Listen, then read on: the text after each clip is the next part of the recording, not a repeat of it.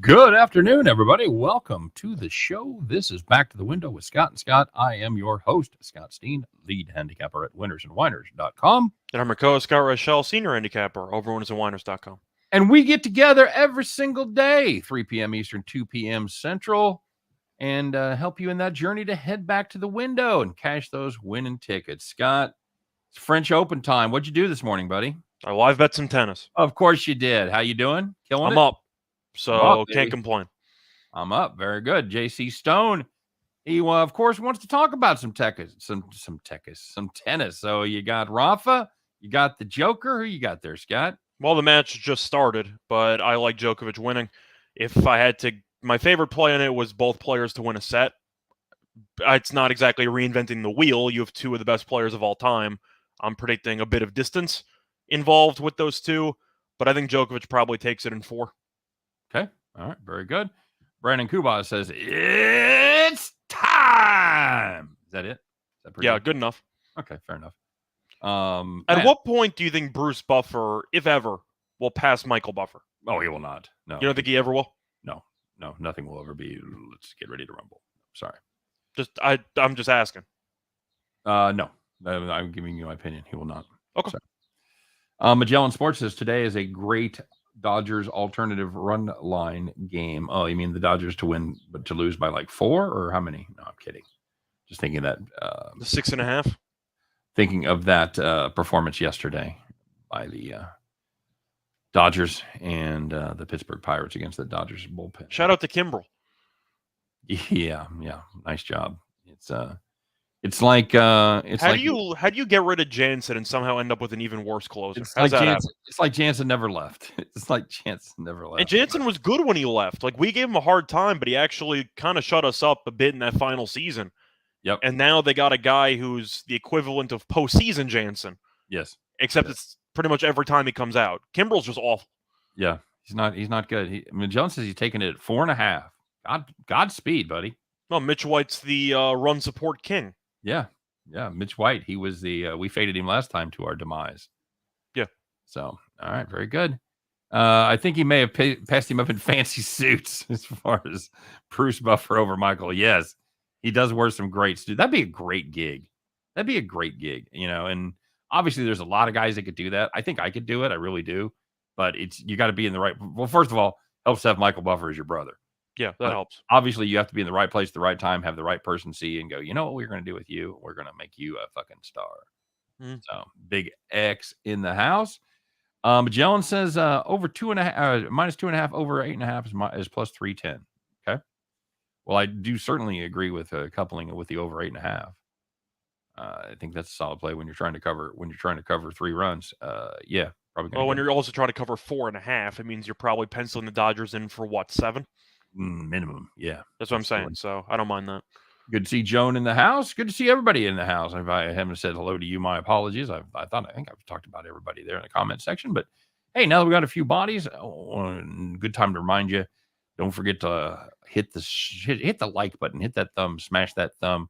We appreciate the feedback, as do our bosses over there at the network. And speaking of the network, I want you to make sure you subscribe to both channels on our YouTube, WHINERSandWHINERS.com and the Max Wagers Network. And we keep telling you it's going to happen. And we got the word this morning that it is going to happen as of June the 13th, which is 2 weeks from yesterday. Oh, my birthday. This show. Oh, wow. Happy 2 weeks out for your birthday, buddy. Thanks. As of that date, we will be available only on Scott. Where? Max Wagers Network. Max Wagers Network. That's right. So make sure you get subscribed to the Max Wagers Network. Keep all the great content coming. A lot of great content over there at Max Wagers Network. Of course, 12 o'clock. Sean Higgs doing midday money. 1 o'clock, it's the plus money, honey. Allie Burns doing morning wood. Chris and I, 2 o'clock with the parlays. Me and Scott, of course, 3 o'clock with our show. 4 p.m. brings Sean Miller talking soccer from across the globe. 5 o'clock brings it all home with the Earl brothers, Nick and Tim, along with Detroit Lenny, giving you your game time decision at 5 o'clock Eastern. So check out all the great Max Wagers Network offerings. Get subscribed to the Max Wagers Network channel, and you'll get to see shows like Total Chaos, which we're doing tonight. You're going to be there? Twice. Oh, that's right. You're doing the doubleheader. You're doing the I'm doing a tennis doubleheader. total tennis chaos. Yeah. And then we're doing total chaos. And Chris is actually going to be with us doing that show. Nice. So, a rare Chris appearance as well. So very good. Hey, speaking of the devil jumps up. It's Tim Earl, everybody. Tim Earl, the kid, not an old man like you, Rachel. 22. 22 is Tim Earl. So I'm a ye old handicapper. Scott, how do you like the WNBA? How do you like that over 165 on the Mystics Fever? Fever. I'm going to say I'm not going to take the under because I have the Mystics team total over as my play of the day. So the main logic is Indiana's the worst defense in the league. They're also the fastest paced team in the league. Imagine the Citadel, but for women. So I'm going to go with the over.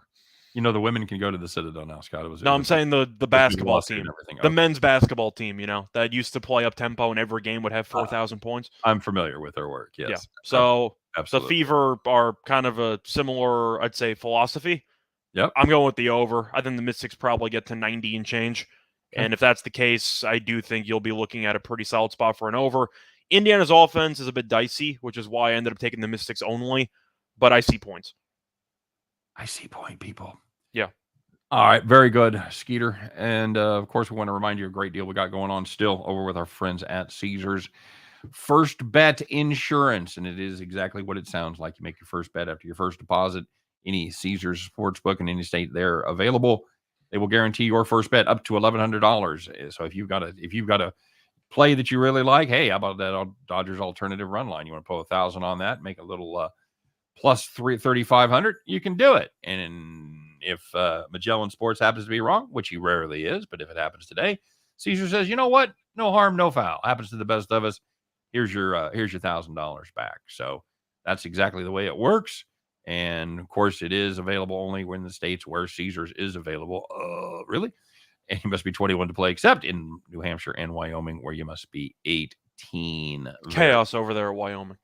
Very good, Scott. How'd your day go yesterday? You know any good? Overall was okay. Ended up losing my play of the day. I know we both had Tampa, and Rasmussen was awful, but the truth is when you lose out on a 3-run homer in the first inning, you kind of know your bet's screwed. Bring that back in here. And then White, of course, homered later in the game just for the hell of it, but picked up a loss there. I did have the Rangers in Game 7, which worked out at a nice plus price. Also, of course, had a joint play with you, which we'll talk about a bit later, which fared quite well. So overall, pretty decent day. Can't complain. But I do wish the Rays won. I believe I was slightly profitable, but not by much.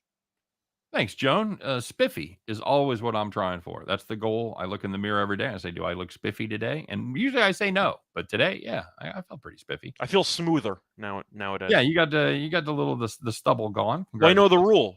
I only shave after I have a losing play of the day. Is that the deal? You don't mess with the winning streak, man. Fair enough. Scott kind of took a weird, not exactly a bad beat, but I had the bullpen actually absolutely shit the bed yesterday.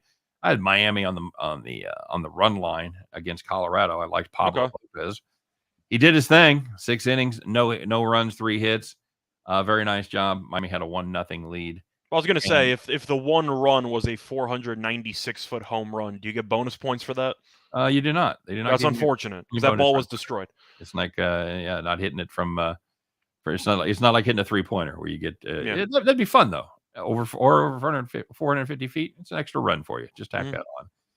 But then the Miami bullpen got involved, Scott, and they absolutely were dreadful. Colorado, worst bullpen in baseball, statistically speaking. Not yesterday, as they flipped the tables, and Colorado just blasted them in the last 3 innings. So that was our loss. Of course, you and I talked about Tampa. I had the Rangers Hurricanes under. That did not work out, as I don't know if Ranta getting hurt was the. It didn't matter. I mean, honestly, it probably didn't, but it certainly didn't. It certainly gives me a touchstone to. It didn't help because the backup goalie sucked. But what did you really expect? I mean, he wasn't expecting to play, but Igor did whatever he could. 17 saves or 16 saves in the first period. Right. But when you give up 2 power play goals in about the first, 7-8 minutes, going to be trouble. It's going to be rough.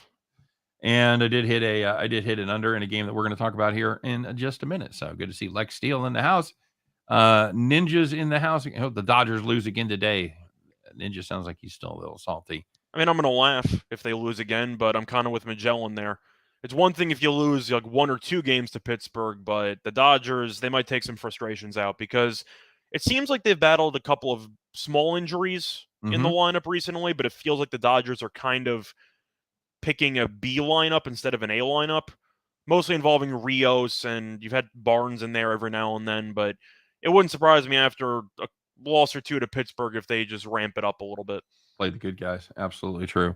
All right, Scott. Well, let's find out a little bit more in depth what happened yesterday. We'll start off with the winners and whiners, the people that took it in the shorts, the people that took it to the bank. It's the good news, the bad news, and we always eat our vegetables first, and we'll have a little dessert here in just a minute. Let's find out who it is on the Tuesday edition of Call the Cops. All right, very good. Pull over. We're going to start in the National League. Giants and Phillies under 8.5. Giants led 3-2 into the ninth inning. Not just any ninth inning, Scott, the bottom of the ninth. The bottom of the ninth.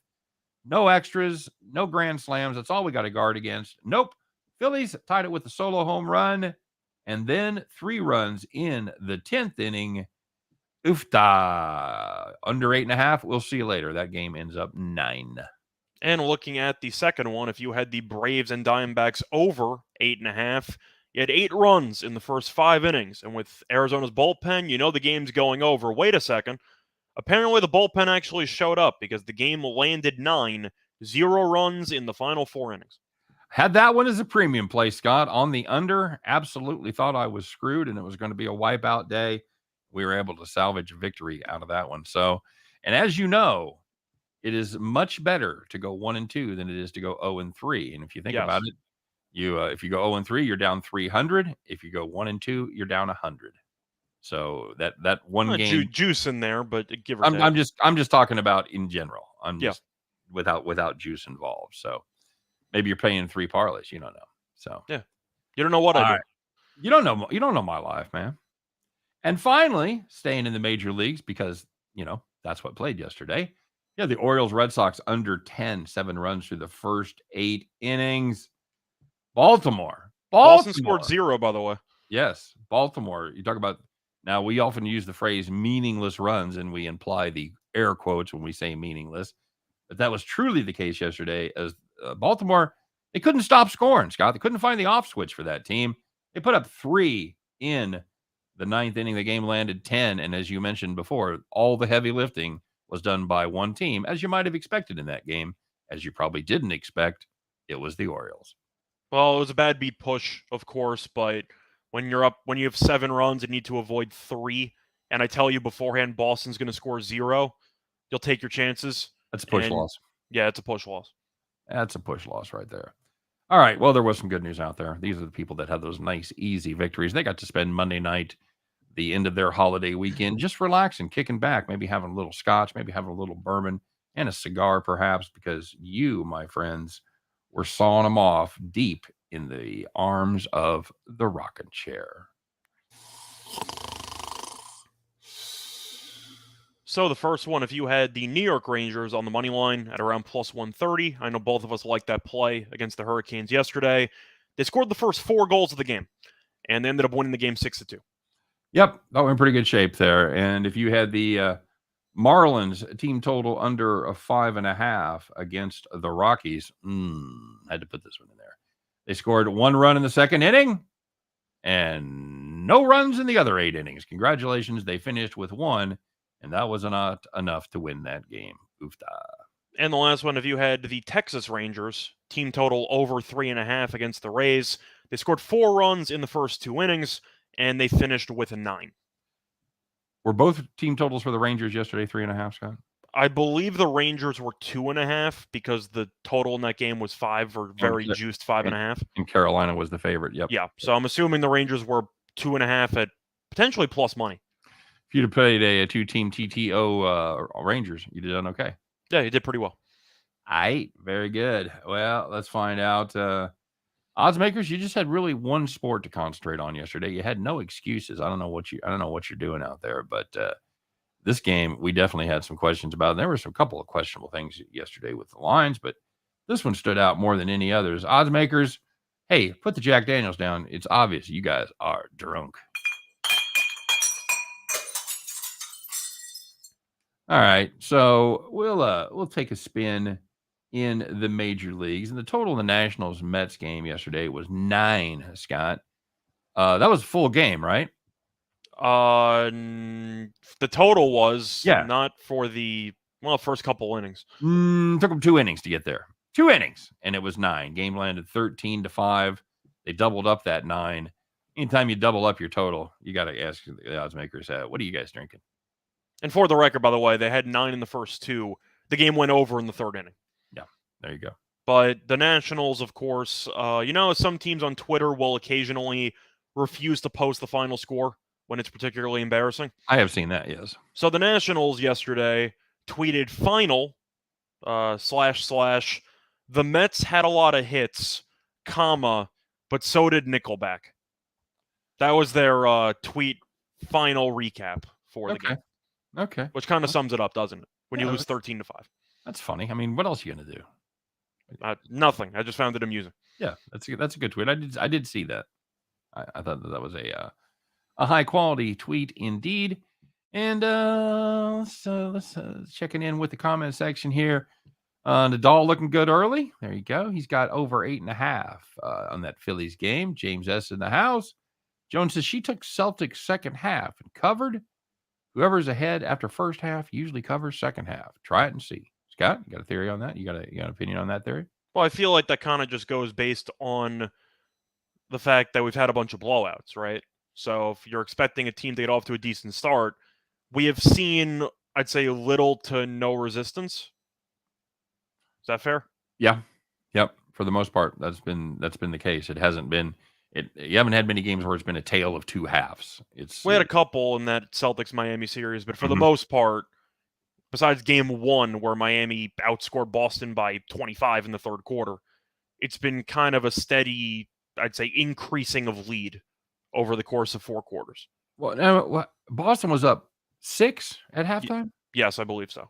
What was the number in the second half? Because they ended up winning by 4. So it was pregame they were minus what, 3? 2.5, 3, yeah, whatever you got it at. Yeah. I'm assuming maybe Miami plus 2. Maybe you pushed. I don't know. It's a good question. I don't know. Okay. All right. Joan says it works. I believe Joan. So very good. Corbin's on the mound tonight. Yeah, is that an auto fade for you?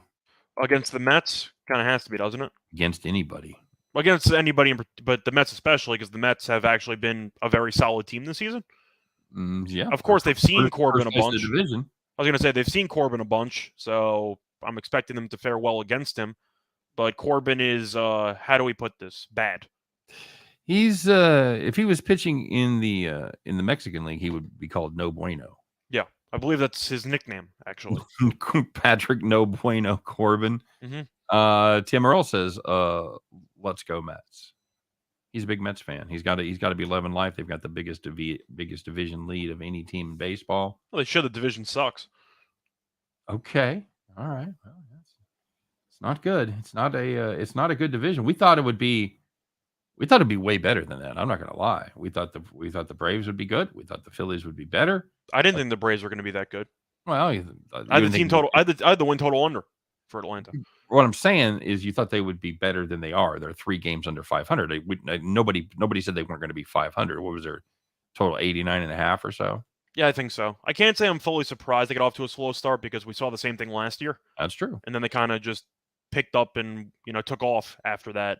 Yep. But either way, we'll see what happens with Atlanta. It's a long season, but we usually see teams after a Cinderella run, so to speak, to win the title. Yep. They usually fall back down to earth and then some. Of course, Kansas City's a different story because they lost the first time and they made it back the second time. Right. But if you win, usually you see a massive win total discrepancy where people go, why is it so low? They just won the title. And shockingly, it goes under the majority of the time. I think that's that would be a trend that I would be interested in seeing. Selective recall would suggest that I'm right.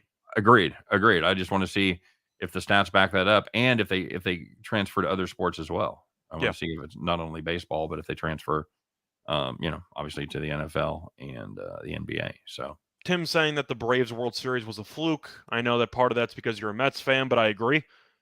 A lot of stuff had to go right for Atlanta, especially after losing Acuna and Soroka. right. And yet, the trade for Soler did a bunch for that team. He was great in the World Series. Yep. Won World Series MVP, I believe. That's correct. And Atlanta did what they needed to do. I mean, they beat the Dodgers after choking last year, got nice revenge there. It happens. We saw the Nationals pull off a bit of a fluky World Series there where they got hot. You had the Kershaw bullpen appearance in that elimination game in the first round, and then you had the Kendrick grand slam in extra innings.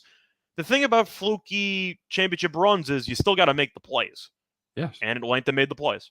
So, yeah, do you think Atlanta puts an asterisk next to their title saying fluky? I don't think so. I do not believe so. In fact, when you're playing 7-game series, yeah, 5 in round 1, but yes, I was gonna say 5 in the first round. It really cuts down the opportunity for fluky shit. I love Tim, but I think he's got his Mets color glasses on, calling that a fluke. I mean, I also don't know what fluky truly means, because does that suggest that they caught lightning in a bottle and they were awful before and awful after? Because Atlanta was consistently winning the division every year. They just never actually put it together for a title run.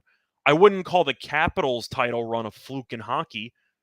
Just because they finally pulled it off doesn't change the fact that they had been the best team in the Metro Division for several years, and they finally managed to not fall apart for the span of a month and a half. Yeah. I think the fluky part was the injuries they overcame. I'll concede that point. But the overall talent, they're still a very good baseball team, and they were last year. Agreed. And that bullpen was sick. So Jones says you guys are done with Winners and Whiners on YouTube come June 13th. I believe our daily YouTube plays are still going to be on Winners and Whiners. Yes, I think our daily plays that Scott and I both do, that we post late at night, early in the morning, those will still be available at both spots, but this show will be available exclusively at the Max Wagers Network, as will all the other stuff that you've come to watch on the Max Wagers Network. So I'll break it down in a more simple way. The pre-recorded stuff will be on Winners and Whiners. The live streams will be on Max Wagers. Yeah, it would be nice if Max Wagers would put the newest show on the damn. David, I so agree. This is part of that move, because apparently we actually hired a YouTube consultant, believe it or not. And one of the things she told us was when you're splitting your home base, so to speak, that the posting is really weird because YouTube thinks you're trying to spam. They think you're trying to put the same shit on multiple channels. So your videos get deprioritized. So that is the biggest reason that we're going exclusively to the Max Wagers Network. So the videos should be able to be found easier and in a more sensible fashion in chronological order of when they're posted. So that's a great point, David. And that's one of the things we're trying to address by this move. Is there any way to keep the comments up after the show? They keep telling us there is, but we don't know what it is, because I've always had a beef with that when you're trying to see comments, because you want to see comments during a live show. You want to see what people are playing. You want to see what people are on. You want to see people's opinions. I agree. I brag about the comment section. I brag about the audience that we have for this show. And then to not be able to see some of the stuff that they put out, that's, let's be honest, a lot of plays very much just as valuable as the ones you and I put out. Yes, I think you're missing out on a very important element of the show. So that is still a work in progress, Brandon. I promise. We can't hide from you. Yes, I've tried it many years with the law, and they ultimately get you. So, oh man, you ever been in jail? You ever been arrested? No, never, not once, not one, never, not one single time. I'm missing out. Wow. Okay. No, I'm just asking. I always like to check in. So. All right, my friend. Well, we found out they can't arrest you if they can't find you. That's right. Now you're on to Brooklyn. You like allegedly? How you like Brooklyn? You like it? Can't complain. I mean, overall, it's relatively quiet because I mostly, if not entirely, work from home. So it's not like I really need to interact much. But pretty quiet area. I mostly work from. What are you fucking bagging groceries? Yeah. No, I literally just work from home. Occasionally, I'll leave and get lunch. That's I will. basically the extent of my lunch break. I'll try to scam but the occasional tennis tournament, but occasionally. other than that, Other than that, I'm mostly just here. So it's fine. Can't complain. well, the other day I asked you whether you'd been to the grocery store or Vegas more since you moved to Brooklyn, and you had to think about it, but you I had did to think about it, but it's grocery store by a nose. 3-2 It's a groceries. photo. It's a photo finish.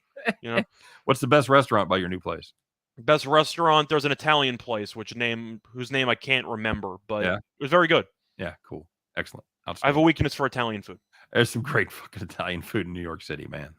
I'm not gonna lie. That's one of my favorite things to do whenever I go to the big city is I got to hit at least one local Italian joint. Do you have a signature or favorite Italian dish? You know, I got to be honest with you. I'm a fat man who likes pasta, so it's really hard to find a bad one.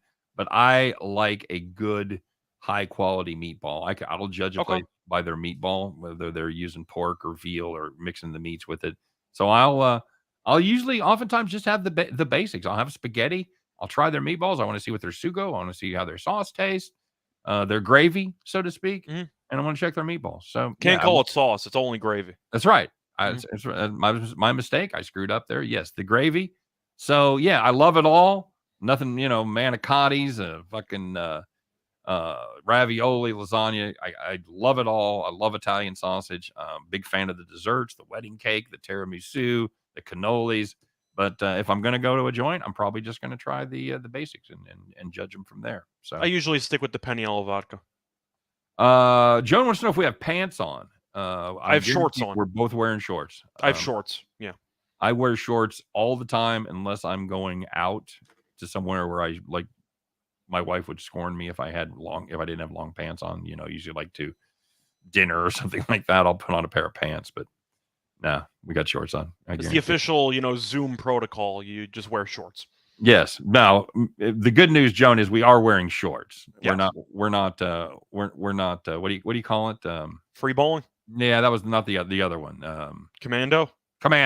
We're not commando. We're not downstairs. That's not good. Not good for the show. Not good for the furniture. So, Bronco Devil says he honeymooned in New York City. So the office lined up an Italian restaurant for us. It was straight out of The Godfather. Yeah, I love the especially if you go to Manhattan, man, most of the restaurants are they're like shotgun style. They're very narrow and they go back a little ways. They're much smaller. If you come from the Midwest or the West and you're used to walking into, fucking 400-seat restaurants, you are going to be amazed when you go to New York because they are most of them are very, very small. Yep, that is true. Very good. Scott says you're in desperate need of the sun. Well, I'm not going to have to worry about that for too long because since it's now 95 degrees outside, it's actually pretty hot. It's basically summer here. We have a tennis court locally, so I'll play with my roommate every now and then. Very good. Somebody said earlier, hippie, get a haircut. I'm assuming they weren't talking to you. So. Could be. I need a haircut too. Yeah. My haircut, once again, grows more like based on thickness instead of length. Right. But I could probably use a haircut. I shaved. I just didn't take anything off the top. Waiter was an old guy named Guido. Very nice. Good. You ever been to a joint where they come and play music at your table? I cannot say that I have, but I've heard it in the distance. Yeah, it's pretty cool. My occasionally, if you say it's a birthday, a band or something might come out briefly, play a tune. Do you like to go to somewhere for your birthday, like where they'll sing and clap to you? Not really. I mean, the truth is, when it comes to going out, I'm really not a big person for my dinner. I mean, for my birthday, I really don't need a big thing like, holy crap, you're turning 25, celebrate. Right. Like, I'm not that type of guy, but usually one of my parents will want to take me out. And of course, they can't resist to have them bring out a piece of cake for $40. And that comes with the whole song and dance, You know exactly what I'm talking about. I do. You sound like me talking. Just saying. Oh, thanks for the cake. How much is that cake? It's like one slice. It's $40. I'm like, I hope I get to take the band members with me or something. Like, we get to go on tour for $40. Brandon Kuba said they came to his table in Mexico for the mariachi. You know what mariachi bands are that doesn't get reported enough? They're fucking loud. Really? I didn't know that. They're really loud. The band with the huge instruments are loud. I really didn't know that. And the guy scream singing. Yeah. Yeah, I know exactly what you're talking about. Good times. Hey, who's going to win this hockey game tonight, buddy? The Western Conference Finals start up. You got the best team, at least in the West, maybe in the NHL, in the Colorado Avalanche. You got the Edmonton Oilers. They finally climbed the mountain, Scott. They're in the finals. Colorado, big favorites tonight, minus 170. 7 is the number. We were talking about that before the show. 7. What you got? For me, I'll go with Colorado in regulation. I'll cut into the juice a little bit. Okay. As much as I respect Edmonton for beating Calgary and for, of course, having McDavid and Draisaitl and that whole group, do you trust Mike Smith? The answer is obviously not. Now, Who do you trust? You trust Kemper more? I think Kemper's a much better goalie than Smith, and I will concede that Kemper has not been amazing this postseason. He's been better than Markstrom. I'll tell you that much. I mean, Markstrom was a Vezina candidate who fell off a cliff. Mm-hmm. So if Kemper can even be mediocre, I'll take my chances, because what we've seen from Smith is a lot to be desired. And even when he plays well, we know Colorado can get a bunch of shots on net, and we know Edmonton gives up a bunch of shots on net, which is not a good combo. Colorado should end up with probably 40-plus shots in the majority of games, if not 35-plus shots. Yep. I'll go with the volume. I'll take Colorado in the altitude. I'll take him at home in regulation. Yeah, I don't hate that. Bronco Devil said one of the guys in the band smiled and he was missing teeth. So apparently the dental plan for the mariachi union, not as good as you might anticipate. I just didn't know hockey players were in mariachi bands. Oh, that's good. See, that's very good. Bob. Oh, we're talking about Bob Newhart. You like Newhart as a comic? He's okay. A bunch of Newhart stuff. There are better ones. There are worse ones. You know what he was known for as a young comic? You know what his shtick was? No. The one-way phone call.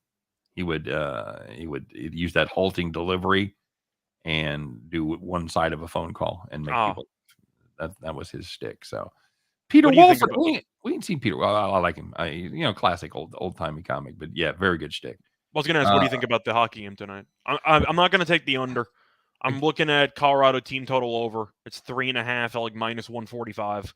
But with the empty netters and everything and the pace that this game should be played at, I still like the over. But I'll dare Mike Smith to beat me. I'll take Colorado, one of, if not the best home teams in the league, to win in regulation. Okay, that's solid. Larry Sports Talk says congrats on the Celtics. Yep, well done. Red Skelton, another good one.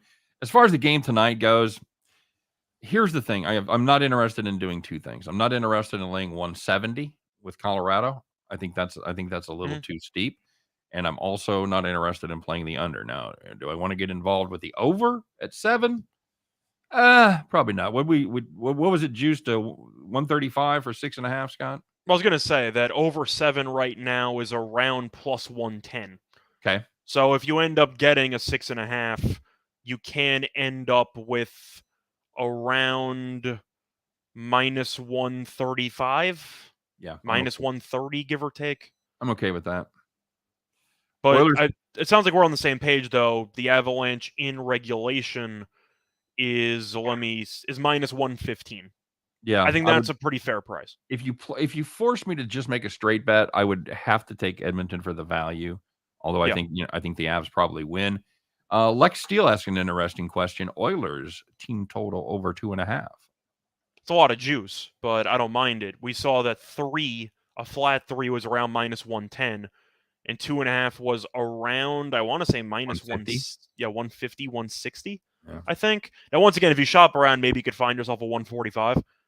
But I found 165. It doesn't fully bother me because I expect goals. But we saw Edmonton willingly get into a track meet because that's how it prefers to play hockey. Correct. Yeah, Colorado's not known to dump and chase that much. So I expect to see a lot of up-tempo action. Yeah. And with both goalies being inconsistent, Smith being mostly bad, I'll go with the over. I don't mind the Edmonton team total over, but I have more faith in Colorado to do the heavy lifting, in my opinion. Kev Cook wants to take a little spin on the Oilers money line. Yeah, like I said, if you made me make one straight bet, that's the one I'd play. Now, I do like your Avs in regulation. We talked about this before. I don't necessarily like the Avs to cover the puck line. Yeah. But I do like them to win that one in reg. So very good. Scott, any insights as far as the basketball goes? I know it doesn't start for a couple of days. You got any early bets that you're getting involved with? Yes, about 6 months ago, I took the Warriors to win the title, and I got that at 43-1 in a parlay. So that's my early bet. I got the Warriors that I'm sweating out from a free bet to win the title. As for the actual series itself, the more that I thought about this series, I've been trying to be extremely unbiased because that's how I try to handicap everything.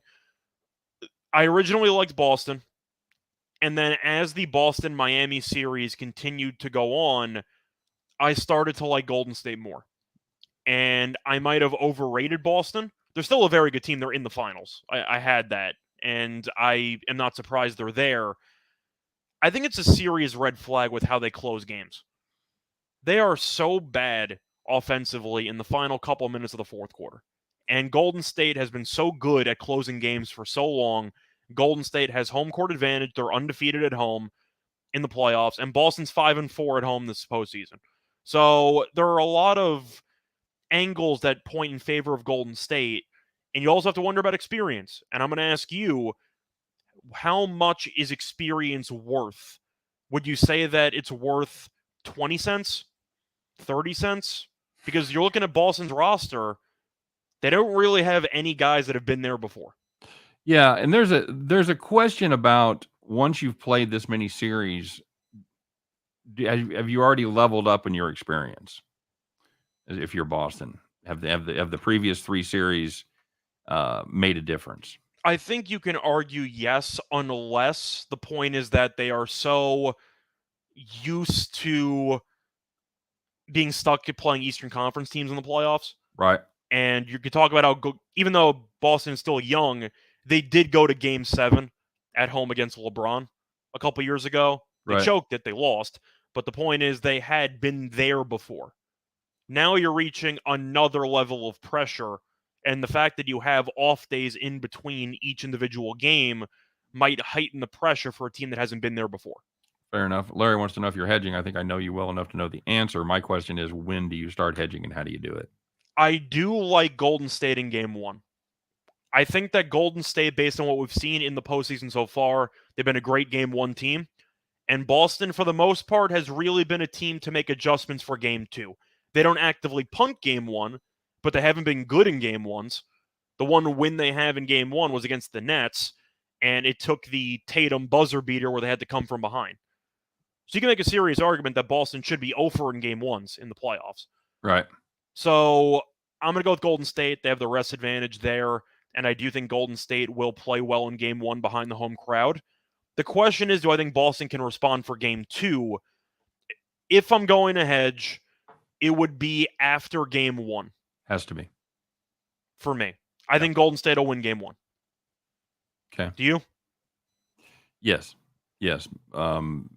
Based on the fact of you touched on both of the factors that I'm looking at. They played extremely well at home, and Boston hasn't played great on the road, and they have sucked in Game 1. So, Boston's been very good on the road, but the issue is you're looking at them in Game 1. They really have been willing to take notes. Oh, what are they? What are they? 5-4 on the road? Well, they're 4-5 at home. Okay. I mean, they're 5-4 at home.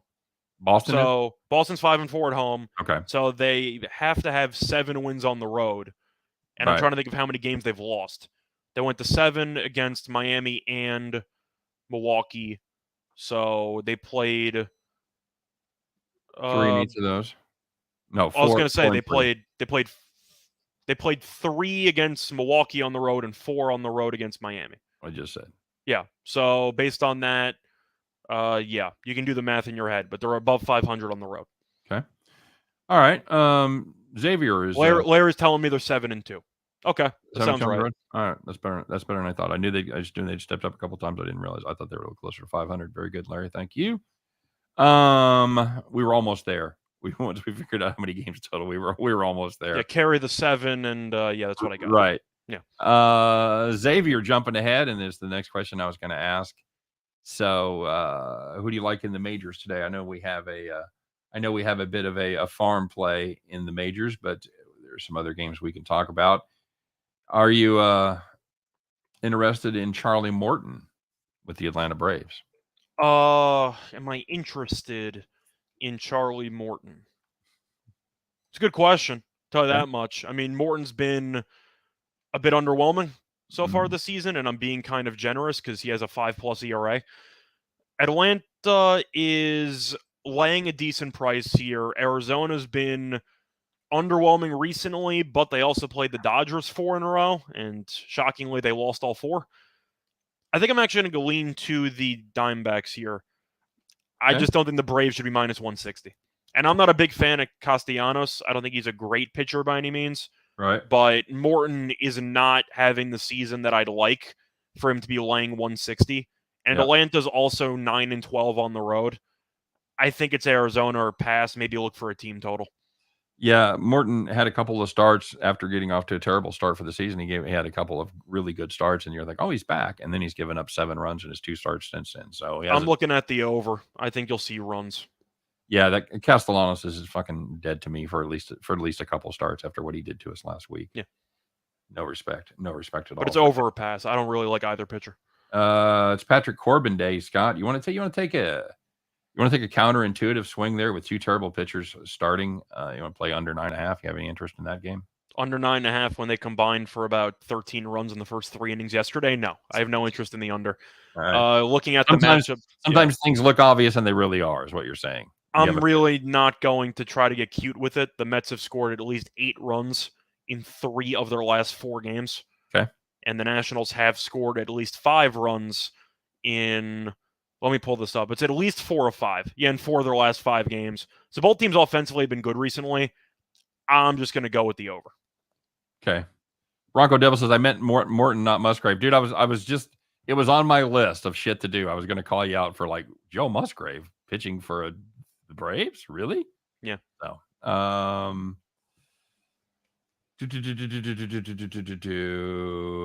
the Ageless Wonder, Wainwright, decent price on the Cardinals.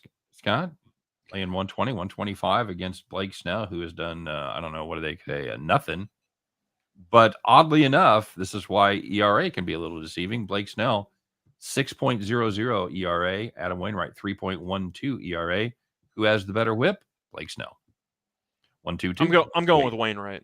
I mean, you mentioned that the whip could be potentially, I'd say, worth noting. Just something to look at. Yeah. But Wainwright's been dominant at home for what, his entire career? Yeah. Since the 70s.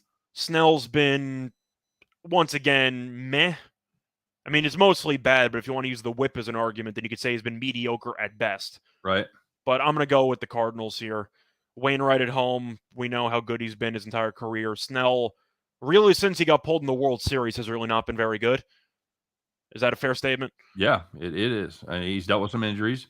Yeah. But, it definitely... But the injuries are important because he doesn't go much length. Yes, correct. He really never has. No. He's always been an inefficient kind of guy. So I'll go with the Cardinals. Because even if Snell pitches well, he'll go, into the 6th inning? Yeah. And the Padres bullpen is okay, not amazing. Right. I'll go with the Cardinals at home. Okay. Reginald Luker says he's got the Nationals underdog, keeping his fingers crossed. Well, it's a nice payoff if you hit it. So good luck to you, sir. Fade the Royals. That's my hot tip for the day. This is a dreadful team right now. They are all kinds of problems. There's a fire burning at Kauffman Stadium right now. They're just 2-8 over their last 10. It doesn't really matter who they're matching up against. Lynch is pitching tonight. He was decent his last time out. He gave up 2 earned, but he was in and out of trouble all night as he gave up 7 hits, 2 walks, and 5 1/3, 6 strikeouts. I don't care who's pitching. I don't care if it's Daniel Lynch, Larry Gura, Dennis Leonard, Brett Saberhagen. I don't care. Saberhagen. I'll back Saberhagen. This is a terrible, terrible baseball team right now. Cal Quantrill. Scott, I know you're not a Quantrill. No, I can't be that mean about him because he's actually been decent for the last year and a half. Yeah, he's been all right. He's given up just 3 earned runs in his last 13 innings against Cincinnati and Houston. You're getting a decent price. Here's the time of the season, kids. If you're able to fade the Royals at 140 or less, it's an auto play. It's an auto play. All right, until I tell you different, because that's how they roll. Especially since Corbin's not pitching. What's that? Oh, or like Hunter Green. Yeah, like you have an actual decent starting pitcher. Yeah. But again, when you reach this point with Kansas City, it doesn't fucking really matter because they're in that point in the season where for the next month they're likely going to lose 3 out of 4. Well, I'm just saying you can Write it just down. counter the point of saying, well, the line is so low, and you could say, well, the starting pitcher probably sucks, but Quantrill doesn't. This line's probably closer to 150. Joan wants to know if we have any parlays or do we leave it to Chris? We will play the occasional parlay. We do not do it for a living like Chris does, but Scott just did a couple of very nice parlays here about a week ago when he was in Vegas for the weekend. Hit some snappers. At a 17-1 to 13-1. And I don't play big. I'll play a 2-teamer. And I only did that because I was in Vegas. I'll play a 2-team the parlay. only reason why I did it. Yeah, we're not generally parlay guys. I will put one out there occasionally as a play of the day. Hit one a couple weeks ago and missed one this week. So yeah. I am a bit of a parlay guy, but it's mostly 2 picks. If I want to turn a minus 150 and like a minus 170 into plus something, then occasionally I'll do that. Yep. Tennis, I'll do it on occasion as well. Same thing, like over 3.5 sets, etc. But for the most part, I'll usually make most of my money in straight bets and then maybe eat into some of the winnings for a couple of long shots in the dark.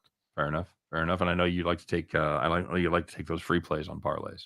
Pretty much, but once again, it's a situation where parlays for the most part are a serious negative EV type of play. Yeah. Which is why most, I'd say, pro handicappers will never actually do parlays.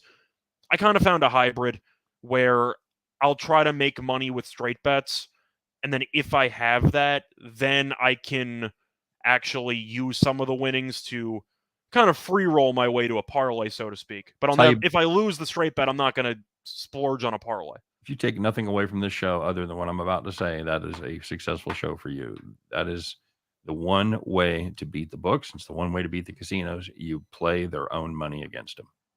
You're not going to beat them with your money because they got way more money than you do. So you have to reinvest your profits and you have to beat them with their own money. It's the only way to do it long term. There you go. What else? Any other games you're looking at before we get rolling? Not particularly. Once again, my play was in the WNBA, so I wasn't exactly a big fan of the baseball card. I know the Yankees are against the Angels. By rule, Montgomery is unable to pick up a win. It is against the Yankees' code of ethics. Montgomery has to get a no decision in every start he has. Fair enough. So I don't mind the Angels' first 5 plus a half. You have Syndergaard returning to New York. Of course, used to be on the Mets, but still. Right. And Montgomery does not get wins. So I don't mind the Angels keeping it close. I think it's a decent spot to pick up some plus money. Yep. Very good. Very good. All right, let's do it. We didn't talk much about our farm play yesterday. It was successful as we had poor old Shesterkin. He's not that old, but he might have gained 7 years from that performance. We knew he was going to be pummeled like Custer was by arrows at Little Bighorn. He was pummeled like that by pucks. And what did he end up with, Scott? 37? I want to say at 36, but we had Igor Shesterkin over in saves, and he had 16 saves in the first period. So we were in pretty good shape from that point forward. Yep. But he was great. He had 37 saves on 39 shot attempts. There you go. Very nice night for him. So we're going to try to keep that rolling. It is time, kids. It's Tuesday. Go ahead. I know you got your Monday overalls there on the floor, so get those out. You also just didn't play the sound effect, but What? We won.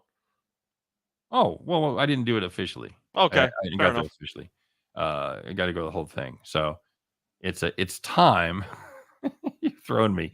It is time once again to put on your overalls, get your straw hat, climb aboard your John Deere, fire that bad boy up, kids, because you know what time it is. It is time to what? It's time to bet the farm, baby. Let's get to it. Let's bet the farm.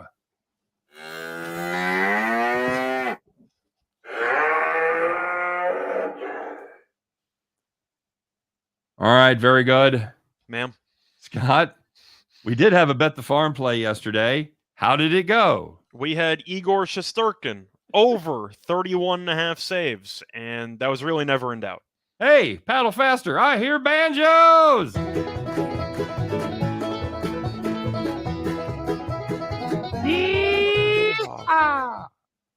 All right, very good.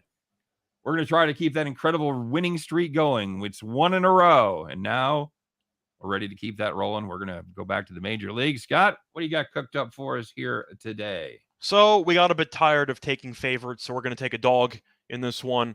We're going to take the San Francisco Giants on the money line at plus 110 from our friends at Caesars. Giants have been playing really well lately. The Giants have won 4 of their last 6 games.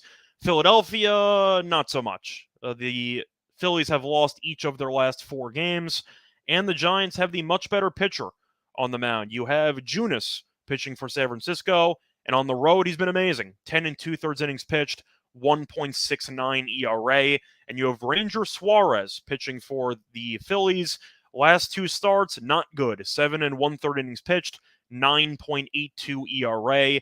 Not to even mention how awful Philadelphia's bullpen's been over the last couple of weeks. So the Giants should have a lot of opportunities to generate runs.